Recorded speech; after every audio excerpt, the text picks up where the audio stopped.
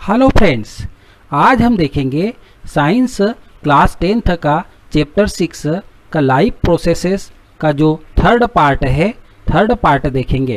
Class 10th का science chapter 6 life processes का third part में हम देखेंगे ह्यूमन रेस्पिरेटरी सिस्टम। तो ह्यूमन रेस्पिरेटरी सिस्टम में क्या क्या पार्ट जुड़े होते हैं, या यूं कहें कि कौन कौन से पार्ट मिलकर ह्यूमन रेस्पिरेटरी सिस्टम को बनाते हैं। तो मेन पार्ट है ह्यूमन रेस्पिरेटरी सिस्टम के nostril, nasal cavity, trachea, lungs, bronchi, bronchioles, alveoli. ये 7 मेजर पार्ट हैं जो ह्यूमन रेस्पिरेटरी सिस्टम को बनाते हैं। ये आप डायग्राम में भी देख रहे हो। नेजल कैविटी, ये नेजल कैविटी नोस्ट्रिल के अंदर का खाली स्पेस है, और उसके बाद एक बड़ा ट्यूब दिखाई दे रहा है। ये ट्यूब है ट्रेकिया आगे 2 छोटी ट्यूब में डिवाइड हुआ है। ये जो 2 छोटी ट्यूब है जो दोनों लंग्स में जा रही है, ये दोनों ट्यूब कहलाती है ब्रोंकाई जो है आगे चल के और छोटी छोटी ट्यूब में डिवाइड हो रहा है। इन छोटी छोटी ट्यूब को कहते हैं ब्रोंकियोल्स, और ब्रोंकियोल्स के एंड पर बलून लाइक एयर सैक पाए जाते हैं। ये बलून लाइक एयर सैक कहलाते हैं एल्वियोलाई। तो अब हम इसका अलग अलग पार्ट का डिस्क्रिप्शन देखते हैं। जैसे सबसे पहला पार्ट है नोस्ट्रिल क्या होता है? Human respiratory system begin with 2 nostril. जो मनुष्य का श्वसन तंत्र है वो 2 नोस्ट्रिल से स्टार्ट होता है। Through nostril air drawn into nasal cavity. Nostril के थ्रू एयर, जो इन्वायरमेंट की एयर है, वो नेजल कैविटी में आती है। नेजल कैविटी क्या है? नेजल कैविटी डिवाइड होती है नेजल पासेज में। ये नेजल पासेज वो प्लेस है जहाँ से एयर ट्रेकिया में इंटर करेगी। ये नेजल पासेज में क्या होता है? नेजल पासेज में फाइन हेयर्स और म्यूकस पाए जाते हैं। ये फाइन हेयर्स मतलब छोटे छोटे बाल पाए जाते हैं, और म्यूकस एक चिपचिपा पदार्थ है। ये दोनों क्या करेंगे? जो इन्वायरमेंट से जो एयर आई है नेजल कैविटी में, उस एयर का फिल्टर करेंगे मतलब उसमें से डस्ट पार्टिकल को और जर्म को रेस्पिरेटरी सिस्टम में जाने से रोक देंगे। साथ ही साथ एयर का जो टेम्परेचर है उसको भी मेंटेन करेंगे। तो यहाँ पर एयर का फिल्टर हो रहा है और एयर के टेम्परेचर को मेंटेन किया जा रहा है। अब एयर इंटर करती है ट्रेकिया में। ट्रेकिया को विंड पाइप भी कहते हैं। Trachea is also known as wind pipe. Trachea में क्या होता है? In trachea C shaped incomplete cartilaginous ring present. Trachea में कार्टिलेज की बनी हुई हाफ रिंग के आकार की, या यूं कहें सी शेप्ड रिंग पाई जाती है। ये रिंग्स क्या करेगी? These rings prevent trachea for collapsing when trachea is empty. ये रिंग्स जो है, जो सी शेप्ड रिंग्स है, ये ट्रेकिया को कोलेप्स होने से बचाएगी। कब? जब ट्रेकिया पूरी तरह से खाली है, उसमें एयर नहीं है, तब ट्रेकिया कोलेप्स न हो जाए, इससे इसको प्रिवेंट करेगी। अब हम आगे देखें लंग्स 2 पाए जाते हैं ह्यूमन में। ये दोनों लंग्स की क्वालिटी क्या होती है? ये स्पॉन्जी होते हैं, highly elastic bag like structure हैं, और रफली कोन शेप्ड होते हैं, जैसा कि आपको स्क्रीन पर डायग्राम में दिखाई दे रहा है। ये 2 लंग्स हैं, ये स्पॉन्जी है और highly elastic bag like structure. Highly elastic bag like structure मतलब इसमें बहुत सारी एयर को भरा जा सकता है। अब हम नेक्स्ट जो पार्ट है ह्यूमन रेस्पिरेटरी सिस्टम का, वो है ब्रोंकाई। हमने देखा जो विंड पाइप है ट्रेकिया, ये वाला विंड पाइप ट्रेकिया, जैसे डायग्राम में हम देख रहे हैं, ये ट्रेकिया लंग्स में इंटर करता है तो दो ट्यूब में डिवाइड होता है। Trachea runs down the neck and divided into two smaller tube called bronchi. Trachea neck से आगे बढ़ता है और फिर दो स्मॉलर ट्यूब में डिवाइड होता है। इन स्मॉलर ट्यूब को कहेंगे bronchi. Two bronchi connected with two lungs, ये दो ब्रोंकाई दो लंग्स से कनेक्टेड होती है। Singular of bronchi known as bronchus, bronchi का सिंगुलर ब्रोंकस होता है। अब आगे अगला नेक्स्ट पार्ट है ह्यूमन रेस्पिरेटरी सिस्टम का ब्रोंकियोल्स। ब्रोंकियोल्स क्या होते हैं? Each bronchus divided into the lungs to form a large number of small tube called bronchioles. Bronchus आगे छोटी छोटी स्मॉल ट्यूब में डिवाइड होती हैं, ये बहुत सारे नंबर में होती है ये स्मॉलर ट्यूब, और इन ट्यूब्स को कहते हैं ब्रोंकियोल्स। अब नेक्स्ट पार्ट है एल्वियोलाई। एल्वियोलाई क्या है? Tiny air sac present at the end of the bronchioles. Bronchioles के एंड पर छोटे छोटे बलून लाइक एयर सेक पाए जाते हैं। इन बलून लाइक एयर सेक को कहते हैं एल्वियोलाई। अब हम आगे बढ़ें और देखें कि ये जो ह्यूमन रेस्पिरेटरी सिस्टम है ये कैसे वर्क करता है। तो वर्किंग देखें ह्यूमन रेस्पिरेटरी सिस्टम की, तो सबसे पहले क्या होगा? Oxygen riched air enter into nostril. Oxygen का अमाउंट जिस एयर में ज़्यादा है वो एयर नोस्ट्रिल में इंटर करेगी and pass through nasal cavity, और वो एयर आएगी नेजल केविटी में। Nasal cavity lined with fine hair and mucus.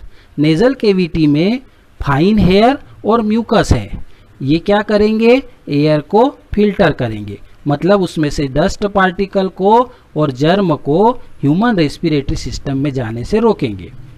From the nasal cavity air enter into the trachea. Nasal cavity से एयर विंड पाइप या trachea में जाएगी through a slit called glottis.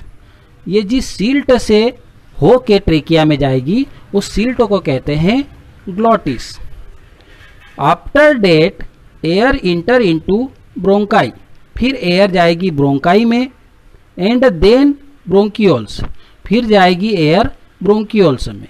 Finally air reached into alveoli, और फिर air जो है आखिर में एल्वियोलाई में पहुंचेगी। The wall of the alveoli contain a network of blood vessels.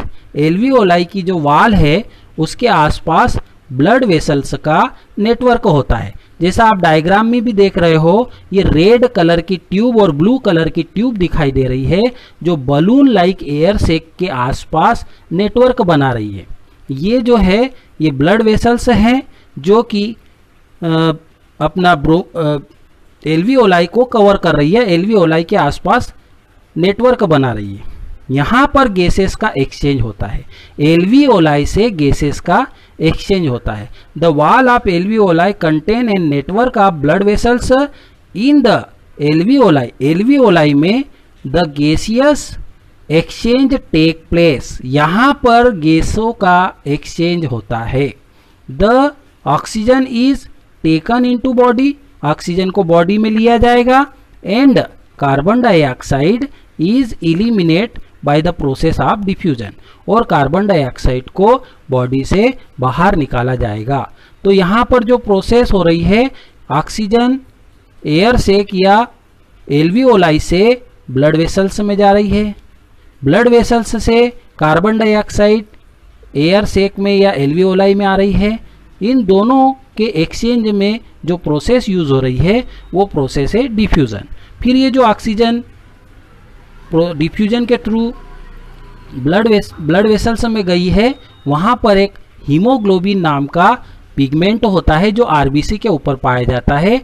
ये हीमोग्लोबिन पिगमेंट ऑक्सीजन के साथ जुड़ जाता है और फिर ऑक्सीजन को कैरी करता है। ऑक्सीजन पूरी बॉडी में चली जाती है, सेल्स में जाती है, वहां पर ग्लूकोज का ऑक्सीडेशन होता है और हमको एनर्जी मिलती है।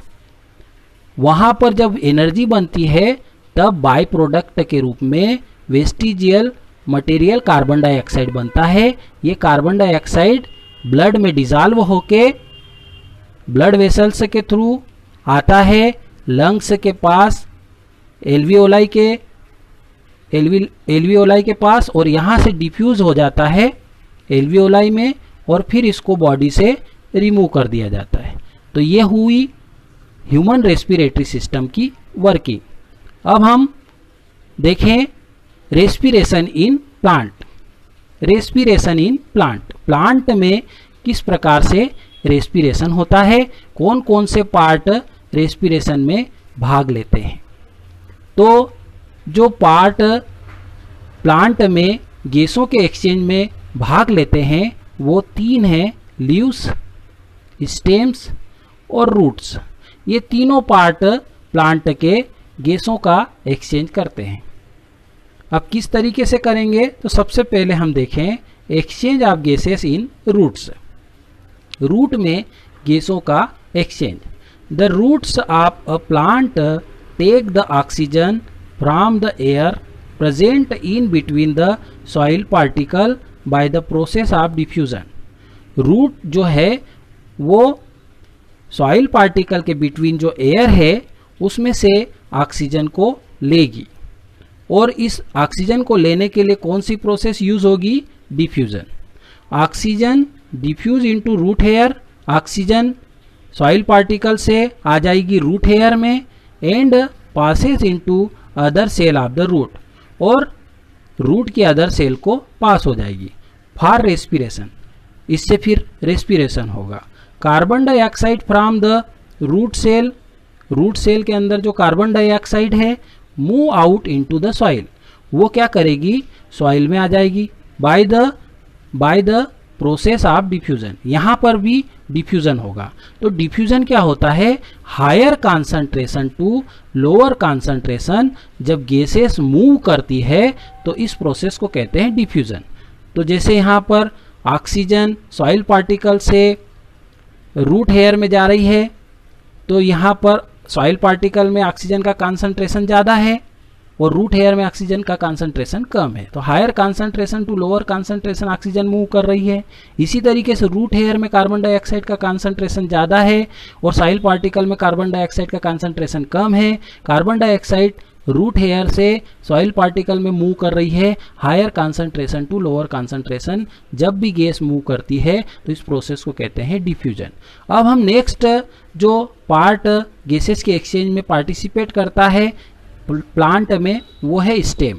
Exchange of gases in stem. Stem में गैसेस का एक्सचेंज कैसे होता है, the oxygen from air diffuses into the stem of the plant through stomata. Stomata के थ्रू इन्वायरमेंट से ऑक्सीजन डिफ्यूज होके स्टेम में आती है। The carbon dioxide gas diffuse out into the air through the same stomata. Same stomata से carbon dioxide plant body से या stem से इन्वायरमेंट में चली जाएगी। In woody plant the bark has lenticel for gaseous exchange. जो woody plant है जिनसे लकड़ियां प्राप्त होती है या यूं कहें कि जिनका स्टेम हार्ड होता है, उनके ऊपर जो बार्क पाई जाती है उस बार्क में होल पाए जाते हैं। इन होल्स को कहते हैं लेंटिसेल। ये होल जो है डेड सेल से कवर्ड होते हैं। तो वुडी प्लांट में स्टेम के लेंटिसेल जो है गैसियस एक्सचेंज में पार्टिसिपेट करते हैं। अब नेक्स्ट जो पार्ट है जो प्लांट रेस्पिरेशन में भाग लेता है वो है exchange of gases in leaves. पत्तियां, लीव्स के थ्रू गैसेस का exchange. The exchange of gases in leaves through stomata. Stomata के थ्रू लीव्स में गैसेस का एक्सचेंज होता है।